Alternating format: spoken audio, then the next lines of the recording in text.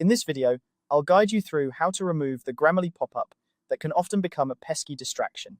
Whether you're working on Notion, Google Docs, or any other platform, these simple steps will help you keep your workspace free from interruptions. First, if you want to hide the Grammarly pop-up for an entire website such as Notion or Google Docs, you'll want to start by looking at your browser's upper toolbar. There, you'll see the green Grammarly extension icon. Go ahead and click on it. This will open up the Grammarly settings for the site you're currently on. Look for the master toggle card. It's labeled "Check for writing suggestions on," followed by the specific website URL you're visiting. Once you locate it, switch the toggle to off. This will make the widget disappear for that specific site, but don't worry, it will still be active on other websites. This is a perfect solution if you find Grammarly useful in general, but want to keep certain workspaces distraction-free. Now, let's say you're more troubled by the AI pop-ups that appear every time you highlight text. These pop-ups often show a little light bulb icon and can be quite distracting, especially if you prefer a more streamlined editing experience.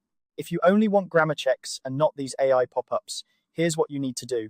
Start by clicking the Grammarly extension icon in your browser toolbar once again. After that, look for the gear icon, which represents the settings menu, and click on it. In this menu, you'll see options for Show Generative AI Prompts and Show Definitions and Synonyms via double clicks. Toggle these options off. By doing this, you'll stop the AI prompts from appearing every time you select a word, allowing you to focus solely on the grammar suggestions without additional interruptions. These steps provide a customizable approach to using Grammarly, letting you decide how much or how little assistance you receive while working.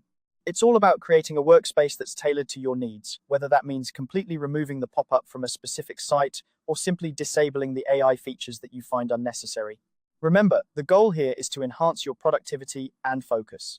By adjusting these settings, you can enjoy the benefits of Grammarly's grammar checking capabilities without the extra distractions. It's all about finding that balance where the tool serves you best. Thanks for watching, and I hope this guide was helpful. If you have any other questions or need further assistance with Grammarly or any other tools, feel free to reach out. Don't forget to like and subscribe for more handy tutorials like this one. See you next time.